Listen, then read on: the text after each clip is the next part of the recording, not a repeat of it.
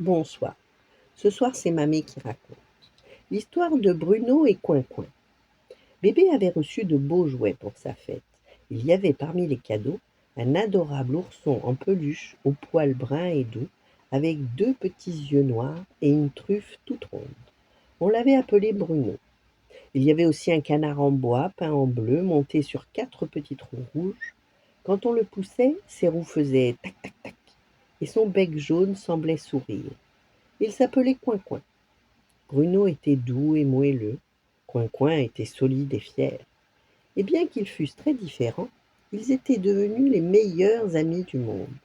Bébé, lui, ne savait pas encore marcher tout seul. Il se déplaçait en traînant sur le sol, à quatre pattes ou sur les fesses, et lorsqu'il était fatigué, il s'asseyait en poussant un petit soupir. Ce matin-là, il aperçut Bruno, il tendit les bras. Ah ah! Bruno se retrouva aussitôt serré contre lui, très fort, tellement fort que son petit ventre de peluche en fut tout aplati. Puis Bébé lui attrapa une oreille et tira. Aïe!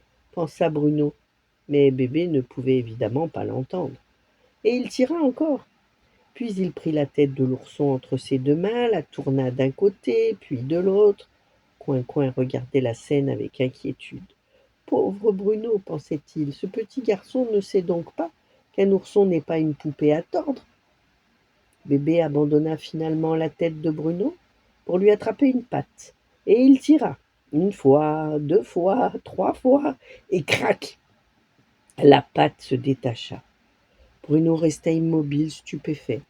Bébé, lui, regarda la patte dans sa main avec beaucoup d'intérêt, puis il la jeta derrière lui et partit à la poursuite d'une petite balle.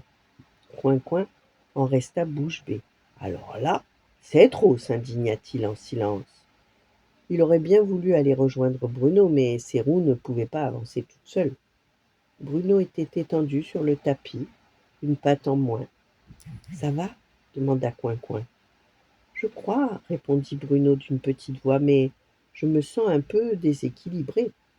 Il faut que je t'aide. Coin-Coin essaya de pousser son ami avec son bec, mais un canard en bois n'est pas très doué pour porter un ourson en peluche. Alors il réfléchit. J'ai une idée. Mais avant qu'il y ait le temps de faire quoi que ce soit, Bébé poussa un grand bâillement.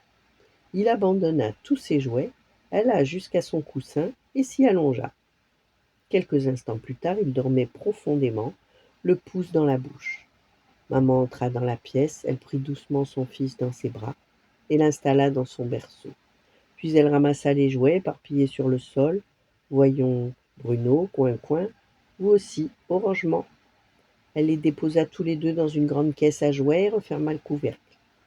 Dans l'obscurité, Bruno soupira. Je suis fichu. Mais pas question, répondit Coin-Coin. Tu ne peux pas recoudre une patte, toi. Peut-être pas avec mon bec, mais je peux essayer. Coin-Coin se mit à chercher dans la caisse. Il trouva un vieux morceau de ruban, une ficelle, deux boutons, et tout au fond, une petite aiguille oubliée dans une boîte à couture. Il tira dessus avec son bec. Ouf, c'est lourd. Il trouva ensuite un gros fil brun, parfait.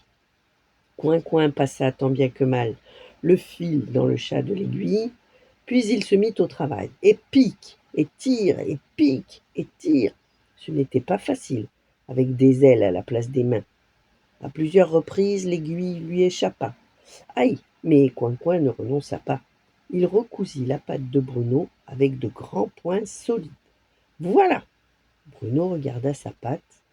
Elle n'était pas exactement comme avant. La couture était un peu grosse et légèrement de travers, mais elle tenait parfaitement.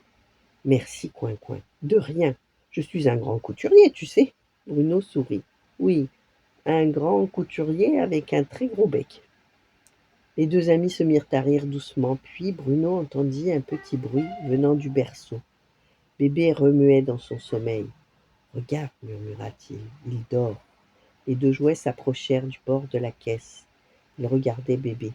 Le petit garçon avait les joues rondes, les cheveux ébouriffés, le pouce dans la bouche. Un merveilleux sourire était posé sur ses lèvres. Il est si calme, murmura Coin-Coin. Et si beau, répondit Bruno. Pourtant, il m'a arraché une patte, mais il l'a pas fait exprès. Il m'a aussi tiré l'oreille, mais il est encore trop petit. Coin-Coin resta silencieux. Bruno ajouta: Il ne sait pas encore que nous sommes fragiles. Coin-Coin regarda longuement Bébé. Alors, tu lui pardonnes? Bruno hocha doucement la tête. Oui, parce que je crois qu'un jour il saura. Le lendemain matin, Bébé se réveilla. Maman le posa sur le tapis et ouvrit la caisse à jouets. Bébé plongea aussitôt ses petites mains dedans. Il attrapa Bruno.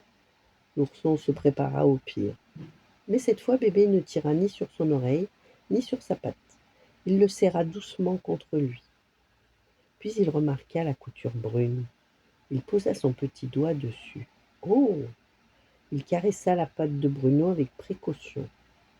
Coin-Coin, caché derrière une balle, regardait la scène. Tu vois, chuchota Bruno, il apprend. Bébé prit alors Coin-Coin. Le canard trembla sur ses petits trous. Oh non, murmura-t-il, je crois que c'est mon tour. Mais Bébé ne le tira pas, il posa simplement Bruno contre Coin-Coin, puis il les serra tous les deux dans ses bras. Coin-Coin ouvrit de grands yeux. Bruno? Oui, je crois qu'il vient de nous faire un câlin. Bruno sourit. Alors tu vois, il savait déjà. Et Coin-Coin, pour la première fois, ne trouva rien à redire. Il se contenta de faire doucement Coin-Coin, puis il ajouta tout bas, mais demain, je préfère quand même qu'il joue avec Bruno. J'ai encore besoin de mes roues. Voilà. Bonne nuit, faites de beaux rêves et à demain.